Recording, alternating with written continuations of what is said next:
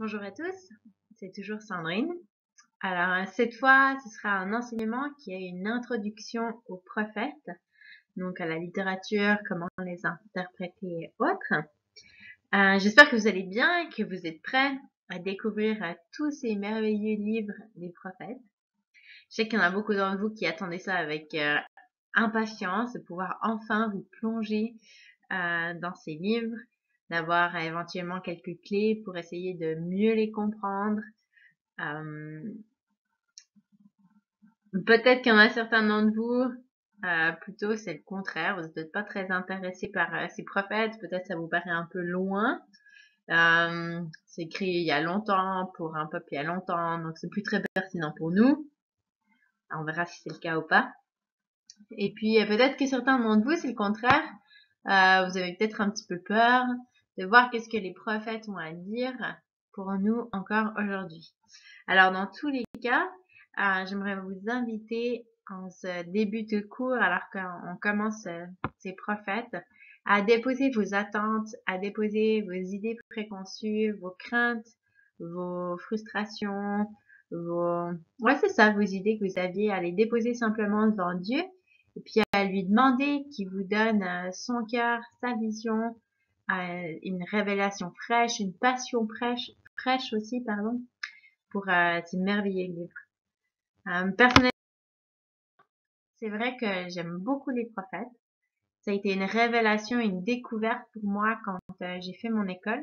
Je les avais jamais vraiment lus ni étudiés avant, en fait. Et puis, ce qui m'a touchée en particulier dans les prophètes, c'est que c'était plus juste dans ma tête, mais mes émotions ont été touchées. Mon cœur a été touché.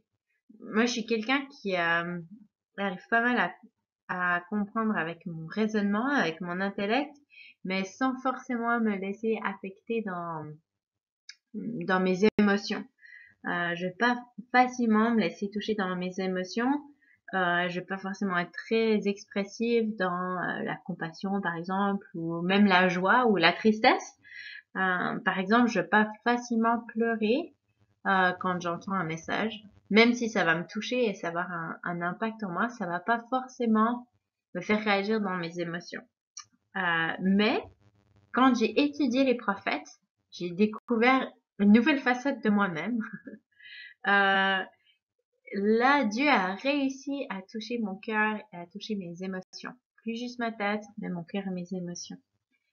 En fait, c'était surtout quand j'étudiais Jérémie, où tout d'un coup, mais il y a le cœur de Dieu qui a été déposé sur moi et plus je lisais, plus j'avais le cœur qui battait rapidement et puis vraiment je sentais même ma respiration, elle changeait en fonction de comment je lisais. Et ouais, Dieu a vraiment travaillé mes émotions. À d'autres moments aussi, quand je préparais des enseignements sur des prophètes, tout d'un coup, j'étais comme submergée par les émotions, par la joie, par l'espoir. Euh, je devais même m'arrêter d'étudier, je devais m'arrêter de lire tellement j'en pouvais plus et j'avais besoin de louer Dieu ou de faire quelque chose.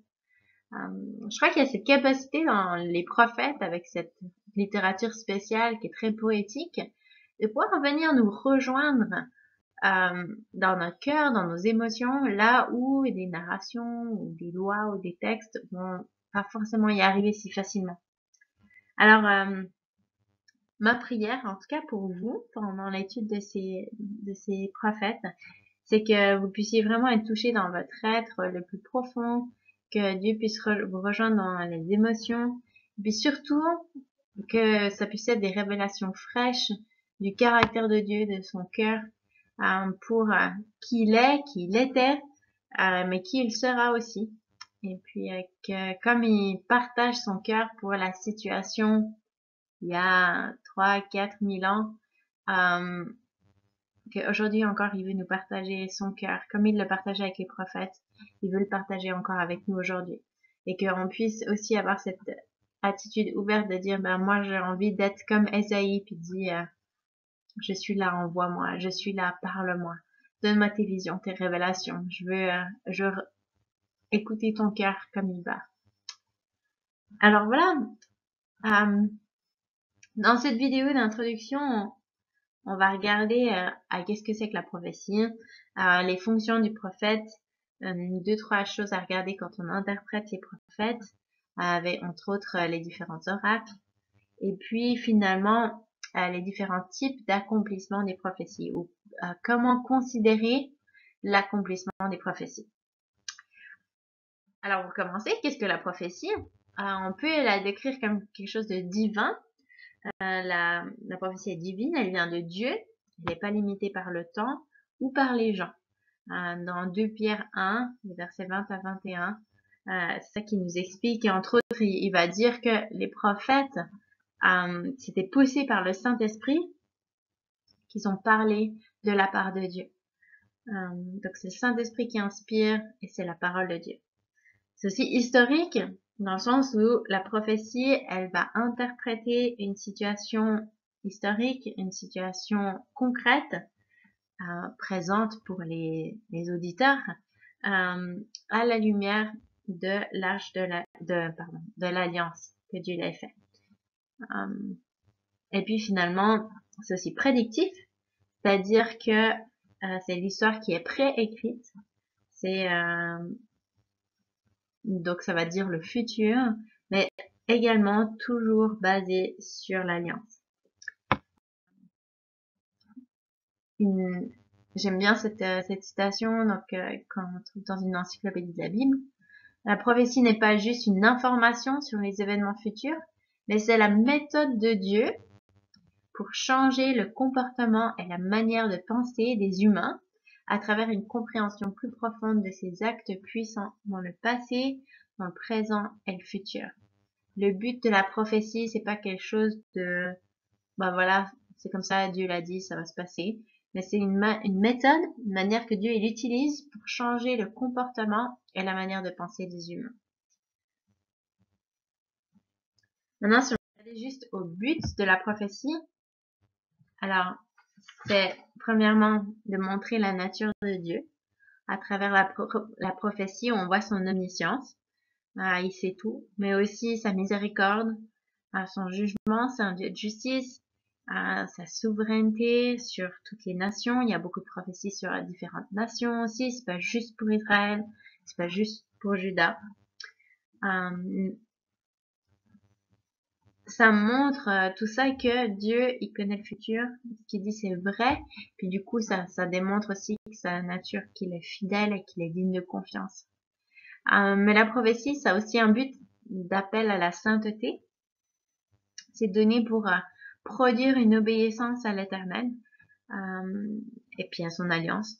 C'est un appel à une relation avec lui, parce que la sainteté, Dieu il est saint, et puis pour avoir une relation avec lui, le peuple doit être saint. Donc pourquoi est-ce que c'est un appel à la sainteté? C'est un appel à ce que la relation soit restaurée. Dieu il veut une relation restaurée entre lui et son peuple. C'est ce qu'il a dit, il veut être leur Dieu et qu'il soit son peuple. Et puis finalement, ça annonce aussi la rédemption à travers Jésus. Directement ou indirectement, le but prophétique, c'est toujours la rédemption. Oui, il y a beaucoup de jugements qui est annoncé, mais toujours avec de l'espoir. Et puis je vous encourage à vraiment rechercher l'espoir dans la prophétie, mais elle est toujours là. Et puis l'espoir, il se trouve dans la rédemption. Un jour, il y a une rédemption qui va arriver. Il y a une restauration qui va arriver, un salut. Et puis de nouveau, en fait, la rédemption, elle trouve toujours son accomplissement en Jésus. Alors aussi, savoir quand même que la plupart des prophéties concernent le futur immédiat d'Israël, le royaume du Nord, de Juda au sud, et des nations voisines. Donc vraiment un futur immédiat. Il y en a qui ont calculé que c'est environ 92% de ces prophéties qui annoncent le futur immédiat. Les autres, il y aurait 2% environ de prophéties messianiques, 5% qui concernent le temps de la nouvelle alliance, c'est-à-dire les actes des apôtres, enfin les évangiles du moment où Jésus est arrivé. Et puis il y aurait seulement 1% des prophéties qui sont à venir encore, qui n'ont pas été accomplis, entre autres le retour de Jésus. Mais dans tous les cas, Jésus est le but de toutes les prophéties. On lit dans Matthieu 5, 17, il n'est pas venu pour abolir la loi, mais pour accomplir la loi et les prophètes. Jésus est venu pour accomplir les prophètes. En parlant de Jésus et de la prophétie, j'aime beaucoup cette citation de F.F. Bruce. Il dit, en Jésus, la promesse, elle est confirmée, l'alliance, elle est renouvelée, les prophéties sont accomplies, la loi, elle est défendue, le salut s'est rapproché, l'histoire sacrée a atteint son apogée, le sacrifice parfait a été offert et accepté, le grand prêtre de la maison de Dieu, il a pris sa place à la droite de Dieu, il y a un prophète tel Moïse qui a été élevé, il y a le fils de David qui règne, c'est l'homme qui a reçu la domination de l'ancien des temps. C'est le serviteur de l'Éternel qui a été mis à mort pour nos transgressions. Et c'est lui qui a porté le péché de tous. Il a accompli le dessein divin. Il avait une grande lumière après l'œuvre de son âme. Il est maintenant exalté, haut et élevé. C'est toutes des phrases, des descriptions de Jésus qu'on va pouvoir retrouver dans les prophètes. Alors, n'oubliez pas, quand vous étudiez les prophètes, de rechercher Jésus et sa révélation. On va maintenant regarder aux prophètes, puis à la fonction. Donc, quand on parle de prophètes, évidemment, on parle des 17 livres qu'on a, mais aussi des autres prophètes, tous ceux qu'on trouve, entre autres, dans le livre des rois. Ceux qu'on a le plus décrits, évidemment, c'est Élie et Élisée. On a aussi Nathan, on a aussi Gad. On a des prophétesses même, comme Hulda et d'autres. Donc déjà, premièrement, on peut peut-être juste réfléchir à qui c'est qui appelait un prophète, à qui c'est qu'il choisissait. Dans la plupart des cas, comme par exemple Amos, Osée ou encore Jérémie, c'est clairement Dieu qui va les appeler. Même Jérémie, par exemple, même avant qu'il soit né, il avait été choisi comme prophète. On a d'autres cas, comme par exemple Ésaïe, qui lui, c'est lui qui se porte volontaire, après que Dieu fasse un appel un peu. C'est Ésaïe qui va répondre, il dit oui, je suis là, envoie-moi. Mais par contre, on a au contraire Dieu qui va s'opposer clairement, sévèrement, à tous ceux qui prétendent être des prophètes mais qui ne le sont pas. Ça, on l'a entre autres dans Jérémie 14, versets 14 à 18. Les prophètes, donc, pour en revenir à l'image que vous avez à l'écran, dans leur fonction, on peut dire qu'ils agissent un peu comme des policiers.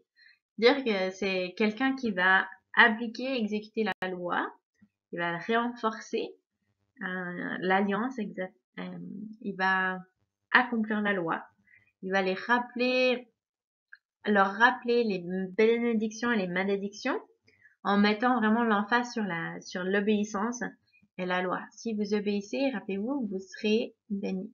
Par contre, si vous désobéissez, il y aura des conséquences. Si vous faites arrêter par un policier au bord de la route que vous êtes allé trop vite, ben, il va vous rappeler la loi qui est que vous ne devez pas dépasser la vitesse autorisée et que si vous la dépassez, il y a des conséquences.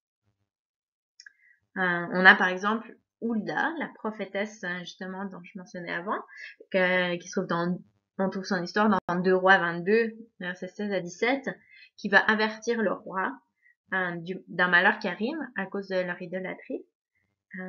Et puis elle dit que c'est selon toutes les paroles du livre qu'a lu le roi de Juda. Mais elle donne aussi des paroles d'espoir, puisque si le roi s'humilie, en l'occurrence, le roi s'est humilié et il a déchiré ses vêtements, il a pleuré devant l'Éternel, et du coup, l'Éternel va être bon envers lui.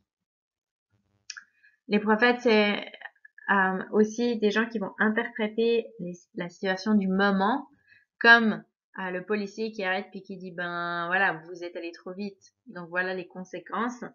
Le prophète va regarder les situations et puis dire ben voilà ce qui va se passer parce que voilà ce que vous êtes en train de faire. Vous avez désobéi, donc voilà les mauvaises choses qui vont se passer ou qui sont en train de se passer. C'est parce que vous avez désobéi. Bien, il y a des bonnes choses qui sont en train de se passer, c'est parce que vous avez obéi.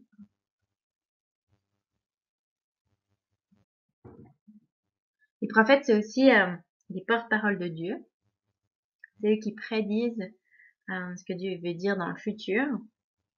Souvent, on a cette introduction, ainsi parle l'Éternel. Alors, comment est-ce qu'ils recevaient leur message? On a entre autres Moïse, le plus grand de tous les prophètes, après Jésus bien sûr, qui lui voit carrément Dieu face à face et qui lui parle comme un ami. Après, la plupart des autres prophètes, c'est plutôt par des visions que Dieu va leur parler. D'ailleurs, même il y a toute une époque où ils étaient appelés des voyants, comme on peut le lire dans 1 Samuel 9, verset 9. Il disait que chez les prophètes, mais avant c'était des voyants. Parce qu'en fait, simplement, ils voyaient les choses que Dieu voulait dire ou les choses que Dieu voulait faire. Dieu montrait toutes ces choses au prophète. Et ensuite, le prophète, il va simplement dire ce qu'il a vu. Par exemple, Amos 1, on a les paroles et les visions qu'il a eues sur Israël au temps d'Ozias, roi de Juda. Il a une image d'un niveau, il a une image de Dieu sur les autels, il a une image d'un panier de fruits. Et puis, toutes ces images qu'il voit, littéralement, va avoir un message pour Israël. D'ailleurs, en fait, c'est quelque chose qu'on va pas forcément voir dans notre texte en français, mais en hébreu, les prédictions, les paroles des prophètes sont écrites au passé. Nous, dans notre Bible, on va dire, voici la jeune fille est enceinte, elle enfantera un fils, elle lui donnera le nom d'Emmanuel. Ça, c'est quelque chose au futur, dans Ésaïe 7, verset 14. Mais, dans le texte hébreu, ce serait la jeune fille a enfanté. Et la jeune fille lui a donné le nom d'Emmanuel. Parce que c'est ce que Ésaïe voyait. Ésaïe voit une jeune fille qui enfante. Donc voilà. Ils vont parler à travers des paroles, ils vont parler à travers justement des visions, en partageant les visions qu'ils ont eues, des symboles. Des fois, ils vont même être comme les acteurs des symboles illustrés. Donc c'était quand même pas mal kinesthétique, on peut dire. Les prophètes, c'était aussi des enseignants. Ils avaient un rôle d'enseigner dans le but d'amener une réforme morale et spirituelle. Ils voulaient leur expliquer pourquoi les choses elles se passaient. De nouveau, toujours en leur rappelant l'alliance et la loi. Quoi. Maintenant, quand on interprète les prophètes,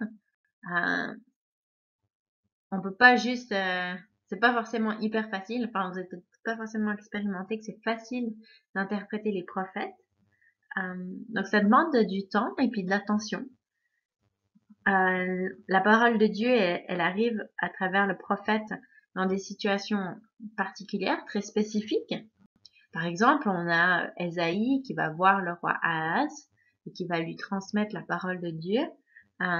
C'est à une époque où le roi a l'opportunité de faire une alliance soit avec Israël et Aram ou avec l'Assyrie ou de pas faire d'alliance du tout. Donc c'est vraiment une situation particulière, un contexte particulier que c'est important de connaître et de comprendre pour pouvoir comprendre ce qu'est Ésaïe prophétise. Donc c'est important qu'on reconnaisse ça. Alors, ça veut dire que, comme pour tous les autres livres, vous devez faire une bonne recherche du contexte historique. Pour les prophètes, c'est vraiment très important de le replacer vraiment dans son temps, dans son époque. Et puis pour ça, vous pouvez le faire en regardant les petits indices qu'il y a, comme toujours dans le livre. Et puis, vous allez pouvoir beaucoup vous appuyer sur l'enseignement de rois ou sur les textes que vous trouvez aussi dans Chroniques. Le roi et Chroniques, donc des rois qui régnaient à l'époque où les prophètes prophétisaient. Et puis, bien sûr, comme d'habitude, toujours les preuves externes, c'est-à-dire tous les dictionnaires, encyclopédies et autres qui peuvent vous aider.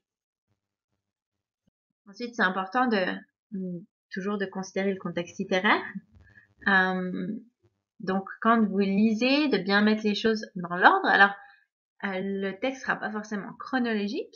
Ça, c'est important de le reconnaître. Vous allez l'observer dans la structure. que certaines prophéties ou certains oracles vont être groupés par thème ou à cause de, ouais, ou en apogée ou en chiasme. Donc c'est important de reconnaître ça. Mais aussi d'observer qui c'est qui est en train de parler. Est-ce que c'est Dieu qui est en train de parler? Est-ce que c'est le prophète qui est en train de parler? À qui est-ce qu'il s'adresse? Est-ce qu'il s'adresse à Juda, à Israël? Est-ce qu'il a changé de personnes à qui il s'adresse au milieu de la prophétie? Donc bien, c'est pas parce qu'au début du chapitre, c'est un oracle contre Jérusalem qu'à la fin, ce sera forcément le cas. Donc toujours bien garder dans le contexte, segment par segment ou paragraphe par paragraphe, quels sont les thèmes qui vont ensemble. Par exemple, dans Habakkuk, on a des fois Habakkuk qui parle et des fois c'est Dieu qui parle. Donc c'est important de pouvoir faire cette différence et d'être attentif. Au niveau du texte, évidemment, on va avoir ce sera bien d'observer les différentes formes littéraires.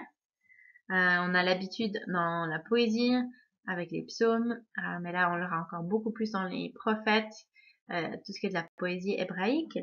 Donc ça veut dire les parallélismes, le langage figuratif et d'autres outils typiques des prophètes ou des poètes de l'époque. Donc comme toujours, soyez attentifs au parallélisme, qu'il soit synonyme ou antithétique, parce que ça apporte vraiment de la richesse. Des fois, on peut se dire, oh, bah en fait, c'est juste une répétition, il redit la même chose, j'en ai marre de lire la même chose. Mais parfois, les synonymes, dans le parallélisme, va pouvoir donner juste le petit détail ou un langue différent qui va pouvoir enrichir ce que Dieu est en train de dire.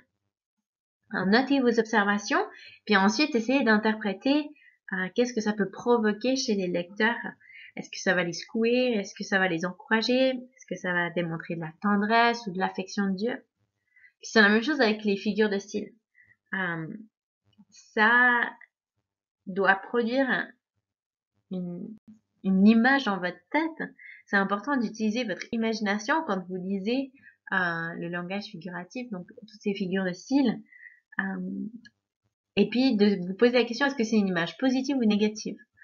En vous mettant toujours dans l'impôt des auditeurs d'origine ou des lecteurs d'origine. Par exemple, moi j'aime beaucoup une métaphore que Amos il va utiliser pour parler des femmes riches en Israël. Ils appellent vaches de bassin. Aujourd'hui, si on traite une femme de vache, c'est pas mal une insulte. Mais pour elle, pas forcément.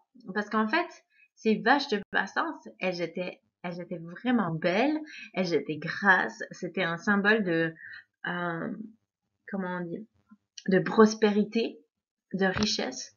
Donc, peut-être qu'elles pouvaient être flattées un petit peu au début, de dire oui, c'est vrai, on n'est pas comme ces pauvres maigres qui n'ont rien à se mettre sous la dent, nous, on est des belles vaches grasses.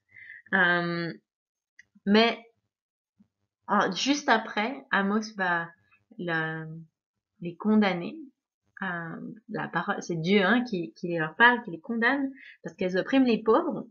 D'ailleurs, il va tourner cette image positive, soi-disant des vaches grasses, en montrant que plus tard, elles vont être amenées avec des crochets en exil, comme les vaches seraient amenées à l'abattoir en fait. On a aussi bien sûr des symboles illustrés par les prophètes. On a Osée, typiquement, à qui Dieu demande de marier une prostituée. On a Ézéchiel qui doit manger sur ses excréments. Finalement, c'est des excréments de vache, même si ça reste quand même pas mal d'aigles. Et puis tout ça, tous ces symboles, ça représentait le message que Dieu voulait transmettre au peuple. Israël était comme une prostituée, mais Dieu, il voulait pas abandonner la femme qu'il aimait. Et puis au temps d'Ézéchiel, c'est aussi un avertissement que un jour, bientôt, et puis d'ailleurs même ça se passe au temps d'Ézéchiel, ils vont se retrouver à manger de manière impure en étant dans une nation impure. Et donc, ça veut dire qu'ils pourront plus, parce qu'ils seront exilés dans une nation impure comme Babylone, ils vont plus pouvoir manger en respectant les lois alimentaires que Dieu leur avait données. Donc ça, c'est une autre des formes littéraires à observer. C'est pas vraiment une forme littéraire en fait, mais c'est certaines choses à observer dans les prophètes et puis à être attentif dans votre interprétation. Puis finalement, il y a aussi des oracles qui sont typiques des prophètes. Donc c'est une parole que Dieu va donner à travers le prophète. Alors on a plusieurs structures qu'on peut reconnaître dans les oracles. Entre autres, des oracles de procès, euh, dont il y en a beaucoup. En fait, en gros, ces oracles de procès, c'est cette image de Israël qui se trouve au tribunal, accusé, euh, et puis prêt à être jugé. Sauf que dans cette image de procès, Dieu, il est décrit comme celui qui pose la plainte, l'avocat de, et le juge. Donc, en gros, il y a peu de chances pour Israël qui est évidemment l'accusé. Donc, il y a 4 parties à observer dans un oracle de procès. Donc, on a la convocation, mais aussi l'appel aux témoins. C'est important que pour qu'un procès soit juste, qu'il y ait au moins 2 témoins. Donc, Dieu, il va souvent utiliser le ciel et la terre, ou bien les montagnes et les profondeurs de la terre, par exemple. Puis ensuite, il y aura une accusation. Ils ont brisé l'alliance, ils ont désobéi, ils ont pas tenu leur part de l'alliance, de l'engagement. Ensuite, il y a les preuves de comment ils ont brisé l'alliance, et puis qu'est-ce qu'ils ont fait. Puis finalement, un verdict, le jugement qui est posé, qu'est-ce qui va leur arriver.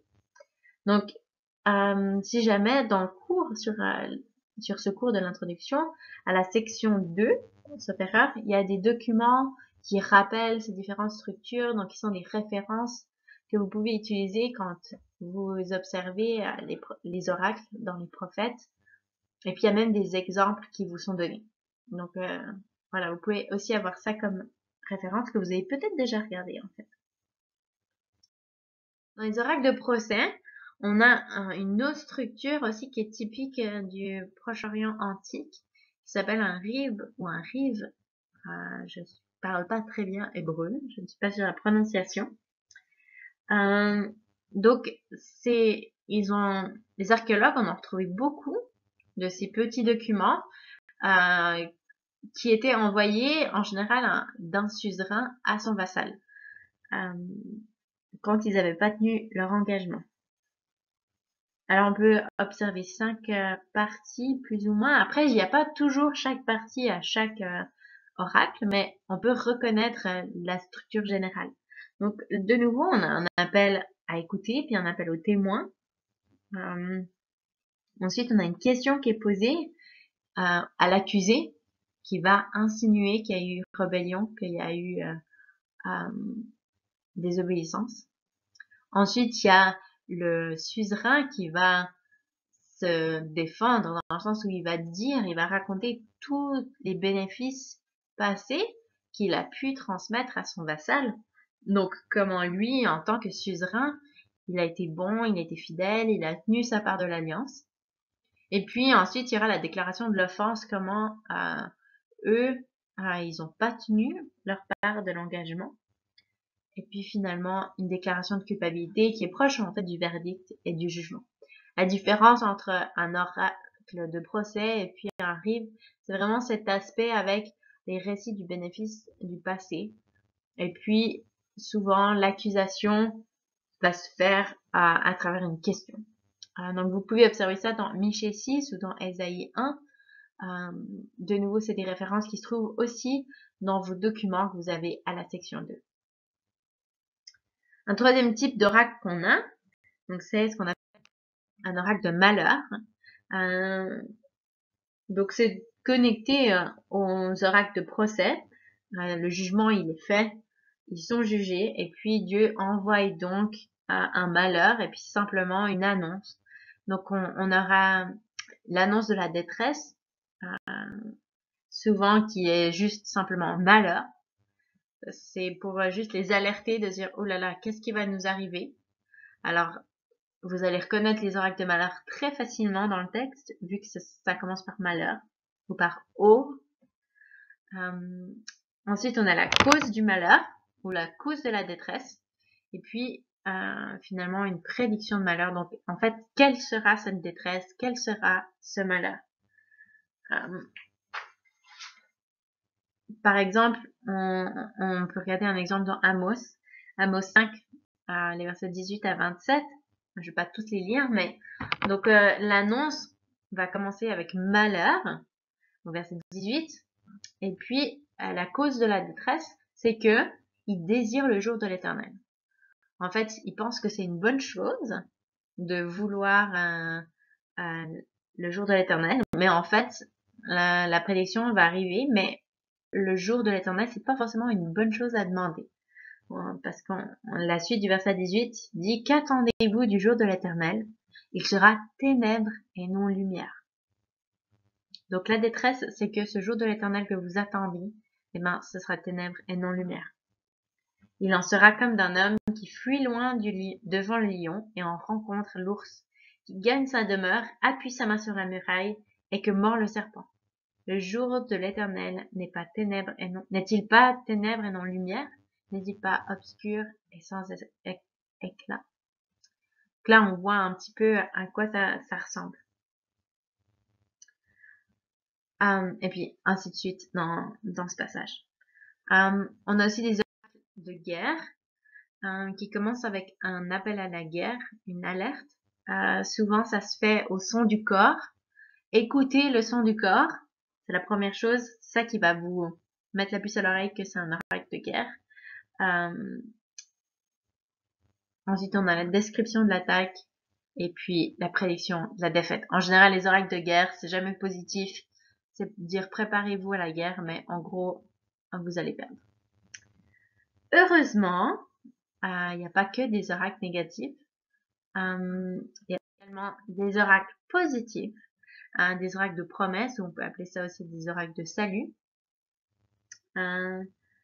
Parce que c'est toujours bon d'observer que oui, les prophètes amènent un jugement, mais toujours aussi avec un espoir.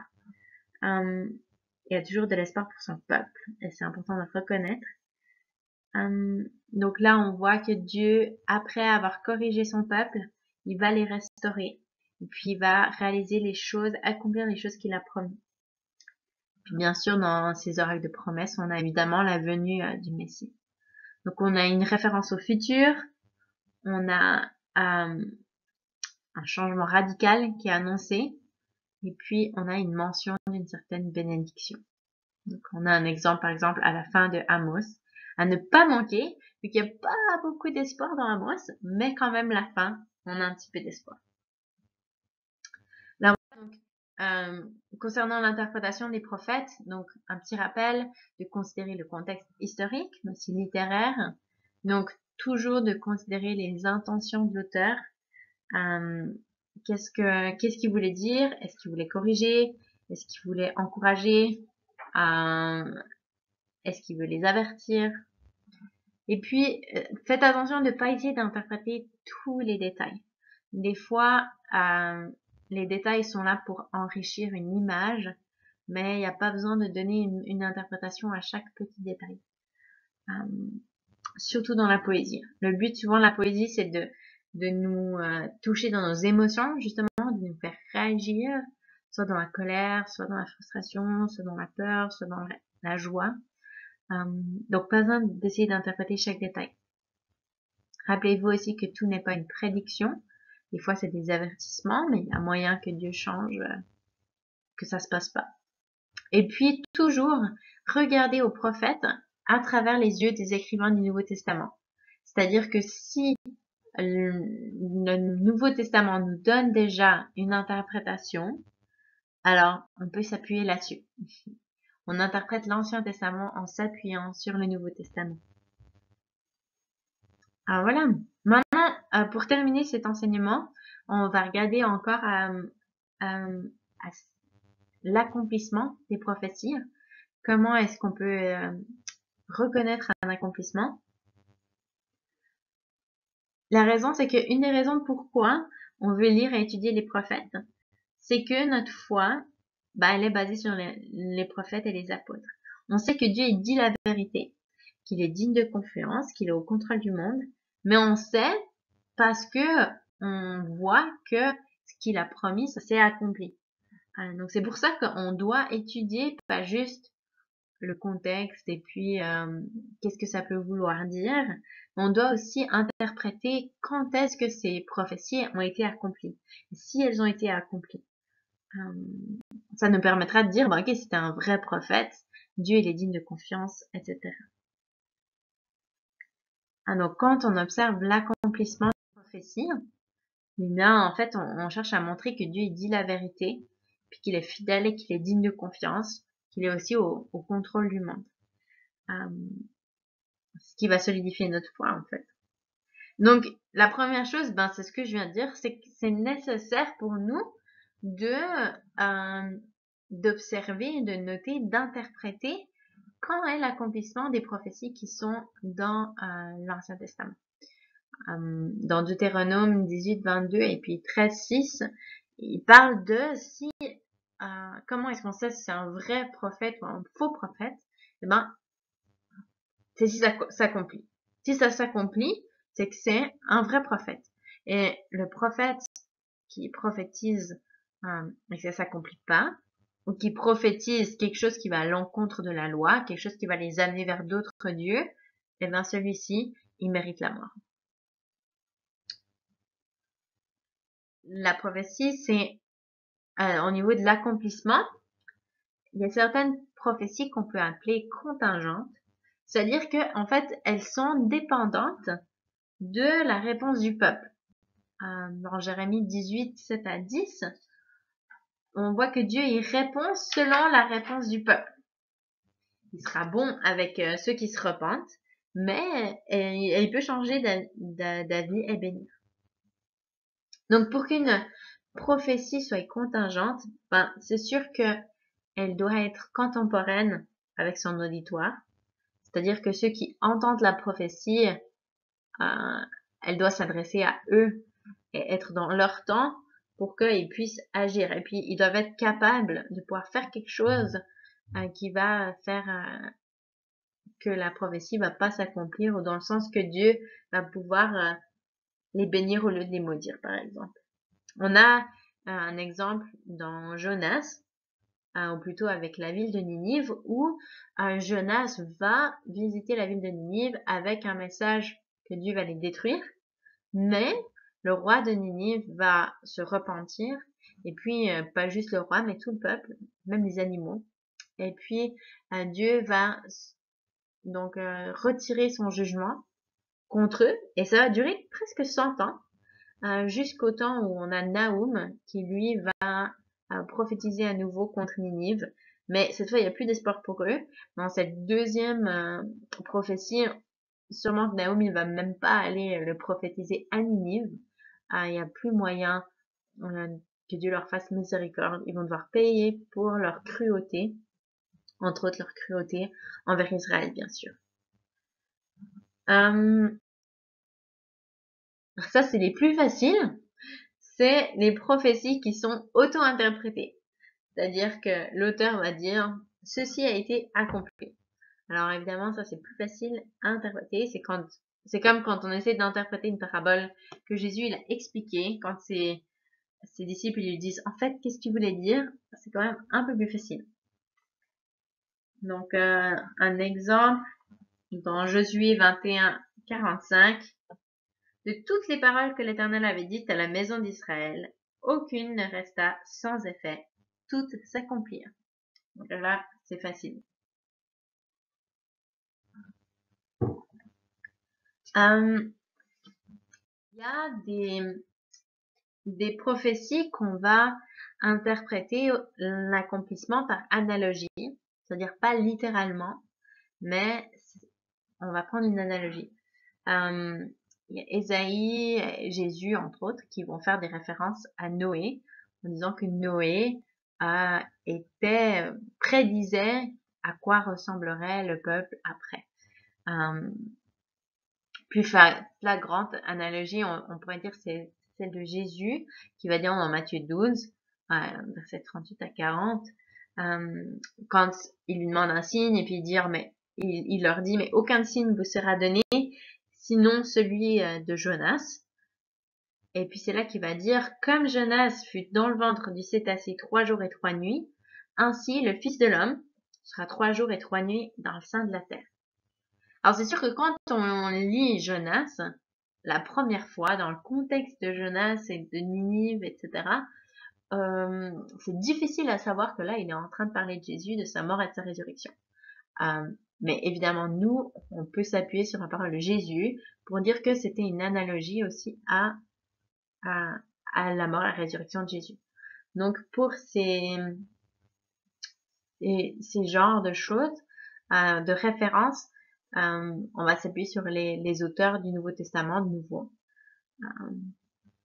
Par exemple, dans le Nouveau Testament, quand il est parlé d'hommes impies, ça fait tout de suite penser pour les lecteurs, ça leur ferait penser à Antiochus Épiphane, celui qui avait sacrifié des porcs dans le temple et mis des idoles, etc., qui était cet homme impie. Donc, tout de suite, ils ont une image qui vont pouvoir se faire par analogie. L'accomplissement, c'est aussi toujours bon d'abord réfléchir à un accomplissement qui sera proche dans le temps et qui sera simple. C'est-à-dire, par exemple, quand on lit Ésaïe 29, je vais le prendre. Donc, on a ce récit au verset 3. Je camperai contre toi tout alentour, je te cernerai par des postes armés, j'élèverai contre toi des retranchements. Donc, on a deux possibilités d'accomplissement. Soit c'est à l'époque des Assyriens qui sont en train d'attaquer Jérusalem, entre autres sous Sennacherib en 701, ou alors c'est les Babyloniens en 588 qui font le siège de Jérusalem. 586, pardon. Donc là, Ésaïe parle entre autres à Ézéchias, donc en 701. Donc ça a plus de sens que là, ce qu'il est en train de parler, c'est des Assyriens. Donc ça, c'est pour ça que à gauche de l'image, j'ai choisi des sculptures assyriennes, à droite le lion, c'est les Babyloniens. Donc Ésaïe 29, on va dire que c'est plutôt l'interprétation de quel est son accomplissement de cette prophétie. Ce serait l'attaque des Assyriens en 601, en 701, plutôt que les Babyloniens plus tard. Entre autres, on a aussi le verset 6, peut-être qui va nous aider à interpréter ça. Ésaïe 29, verset 6, tu seras visité par l'Éternel des armées, avec le tonnerre en tremblement de terre et un bruit formidable, avec l'ouragan et la tempête, avec la flamme d'un feu dévorant.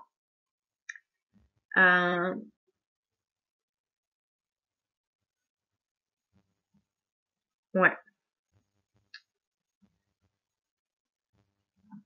Et comme, on continue au verset 7, et comme il en est d'un rêve, d'une vision nocturne, ainsi en sera-t-il d'un multitude des nations qui combattront Ariel, de tous ceux qui l'attaqueront, elle et sa forteresse, et qui voudront la réduire. En gros, c'est ça. Ils vont être détruits, et puis on voit que c'est l'Éternel qui fait ça en 701 sous Ézéchiel.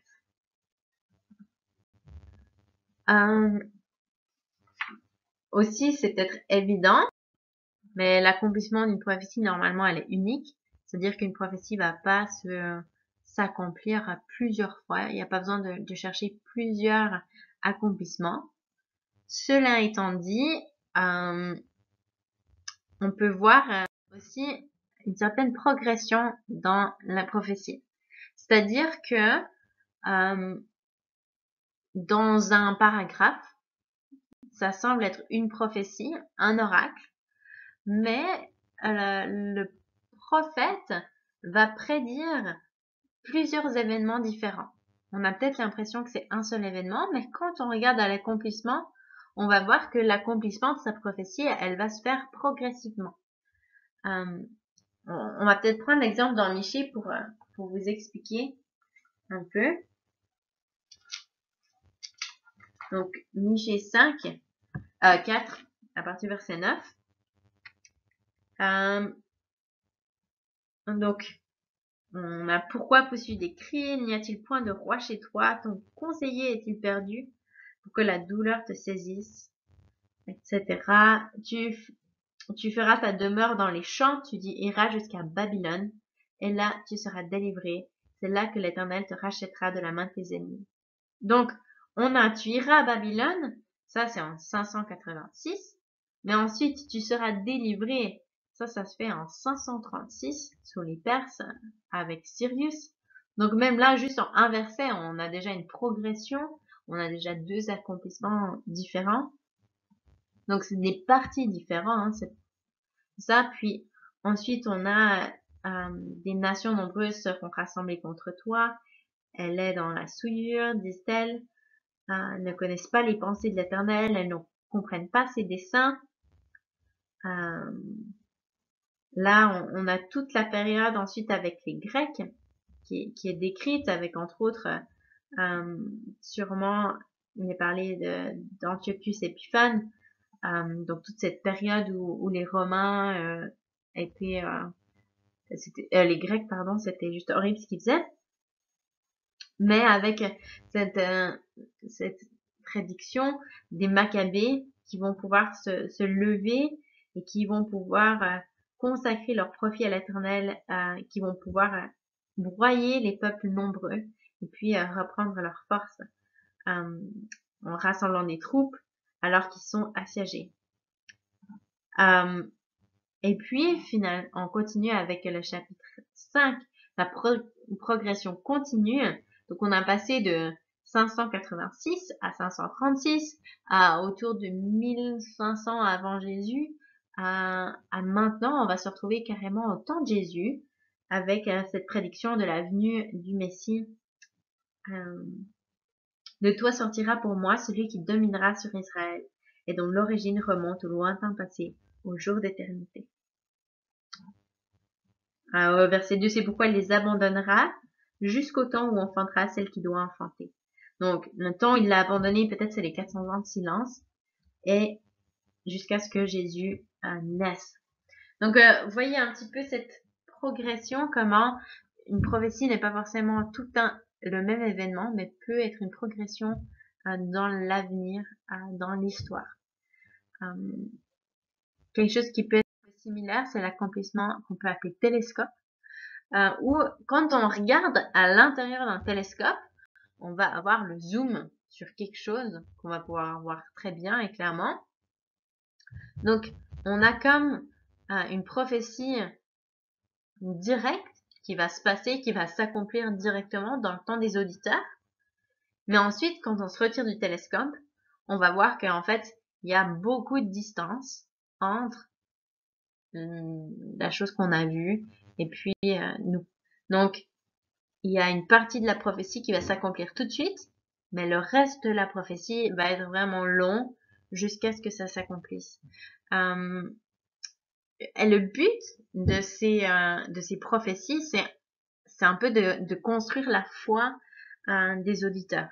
C'est-à-dire, ok, vous avez vu que ça s'est fait, ça s'est accompli, alors vous pouvez faire confiance que le reste va aussi s'accomplir. Par exemple, Marc 13, on a la prophétie de la destruction de Jérusalem en 70, mais également, plus tard, une prophétie du retour de Jésus. Donc, quand les lecteurs vont voir la chute de Jérusalem en 70 et l'accomplissement de ces paroles, alors ils vont savoir que le reste de la prophétie va aussi s'accomplir. Que simplement, il y a une période. Ils ont eu un zoom sur quelque chose qui s'est accompli, mais maintenant, ils vont devoir être patients jusqu'à ce qu'ils arrivent à l'accomplissement du reste. Et d'ailleurs, nous, en fait, on le fait aussi plus ou moins comme ça. C'est comme ça que ça fonctionne dans le sens où on va demander à quelqu'un, est-ce que tu peux faire quelque chose pour moi? S'il le fait, eh ben, on va pouvoir lui demander de faire d'autres choses plus importantes. Ou si quelque chose qu'il a promis, eh ben, et qu'il nous promet autre chose, eh ben, on va pouvoir lui faire confiance. Il y a certains accomplissements qui sont cycliques, c'est-à-dire que c'est peut-être un peu comme des répétitions. Par exemple, dans Daniel 2, on a cette vision de la grande statue avec la tête en or, la poitrine d'argent, etc., la pierre qui devient une montagne, et puis qui est en parallèle avec le chapitre 8. Cette fois, on a avec les boucs, entre autres. Donc, les images sont différentes, mais l'accomplissement, en fait, est le même. Ça représente l'histoire du monde antique jusqu'au temps messianique. Alors, pourquoi est-ce que Dieu il donne des prophéties comme ça où l'image est différente, mais en fait, l'accomplissement sera le même? Je pense que c'est un peu la même chose que les figures de style, ou plutôt les parallélismes. L'idée, c'est de souligner la vérité et puis l'importance de ces choses. Par exemple, on a la même chose avec Joseph, qui a deux rêves. Pourquoi est-ce qu'il a deux rêves? Les deux rêves veulent dire la même chose. C'est comme pour dire, c'est fixé. Ça va pas bouger. Dieu, il a promis, ça va se faire. Finalement, non, c'est pas finalement. On a aussi des accomplissements qui sont similaires. Entre autres, dans Ésaïe 32, verset 15, on lit que jusqu'à ce que l'Esprit soit répandu d'en haut sur nous. Donc, on a cette vision de l'Esprit qui va venir, qui va être répandu. Et puis ensuite, en Acte 35, 5, on a cette image d'eau qui jaillit dans le désert. C'est une image qu'ils utilisaient beaucoup, entre autres dans la fête des tabernacles, avec cette eau qui est déversée. Et puis c'est dans cette fête-là aussi que on a la Pentecôte, le Saint-Esprit qui est déversé, comme ces torrents, cette eau qui est versée. Et puis on a le récit dans Acte 2. Et Pierre, lui, va dire que la venue du Saint-Esprit, c'est un accomplissement de Joël.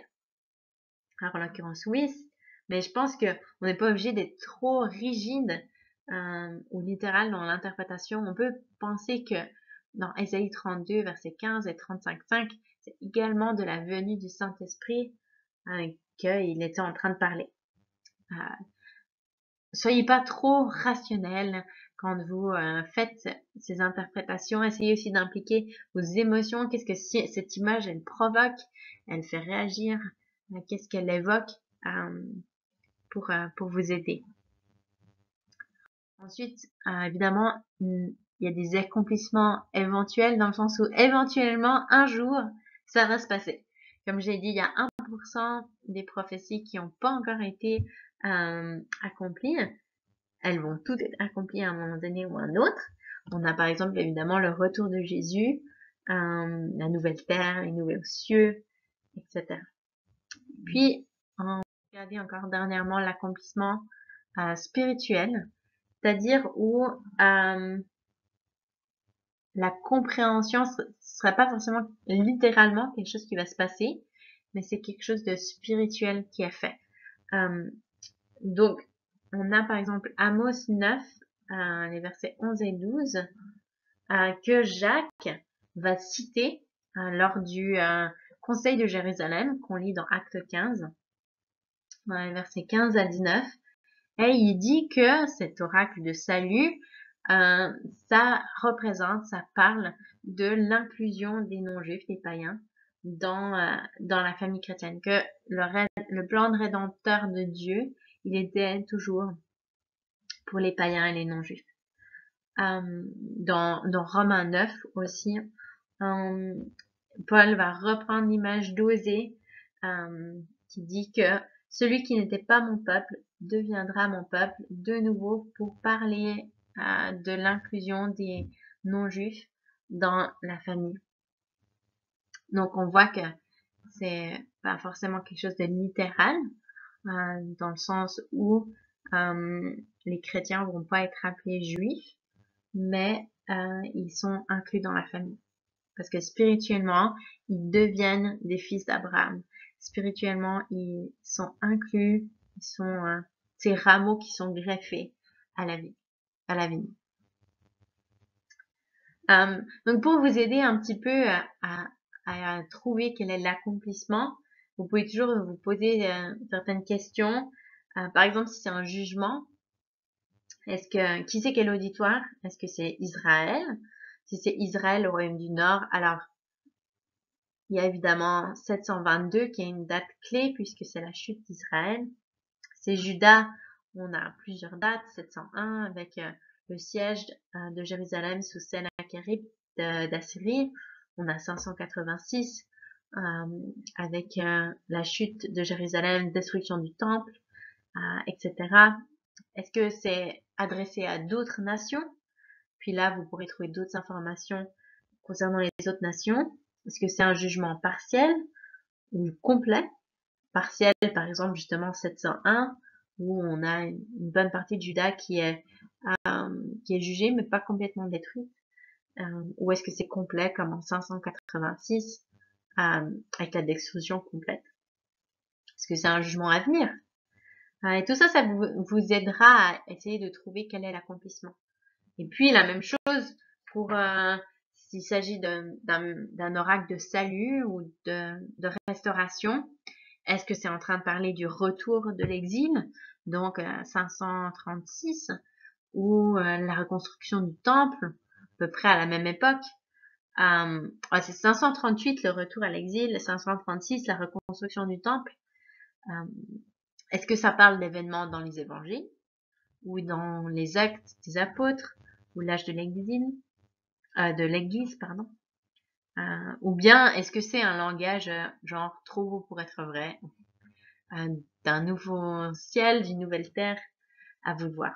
Donc observez bien le langage, ça va vous aider, par exemple, quand vous voyez des mots comme famine, sécheresse, destruction, armée étrangère, il y a de fortes chances que ce soit un jugement, et puis quand c'est délivrance, compassion, repos, terre, etc., plus de salut. Donc, pour terminer, juste vous rappeler d'avoir vos émotions ouvertes, prêtes à être touchées pendant cette étude. Demandez à Dieu de vous donner son cœur, de vous faire ressentir ce qu'il ressentait, que vous puissiez avoir votre imagination aiguisée pour comprendre les images décrites, et que vous puissiez être émerveillé par les révélations que Dieu il veut vous faire sur son cœur, sur Jésus, ce serviteur souffrant, le berger, l'homme dans Daniel, etc. Et puis, oubliez pas toujours que les prophètes, la loi, c'est des indicateurs qui nous amènent à Jésus. C'est pas eux qui nous justifient. C'est pas là qu'on va trouver le salut. Seulement Jésus qui peut le faire. Mais c'est une manière de grandir dans les révélations de qui il est et puis de ce qu'il a fait et de ce qu'il veut faire. Alors, je vais juste finir en rappelant cette citation de F.F. Bruce. En Jésus, la promesse est confirmée. L'alliance est renouvelée. Les prophéties sont accomplies, la loi est défendue, le salut s'est rapproché, l'histoire sacrée a atteint son apogée. Le sacrifice parfait a été offert et accepté, le grand prêtre de la maison de Dieu a pris sa place à la droite de Dieu. Le prophète tel Moïse a été élevé, le fils de David règne, l'homme a reçu la domination de l'ancien des temps. Le serviteur de l'Éternel a été mis à mort pour les transgressions de son peuple et a porté le péché de tous, a accompli le dessein divin, a vu une grande lumière auprès de l'œuvre de son âme et est maintenant exalté, haut et élevé. Alors n'oubliez pas de chercher Jésus dans les prophètes. Bonne étude.